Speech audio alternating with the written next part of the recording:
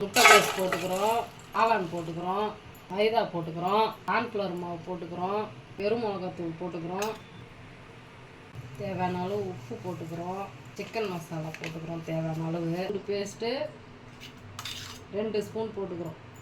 தண்ணி ஊற்றி பக்கோடா போடுற மாதிரி திட்டமாக பிசைஞ்சிக்கணும். இப்போ பொரிச்சு வச்ச பக்கோடாவை இந்த மாதிரி சின்ன சின்னதாக பிச்சு போட்டுக்கணும்.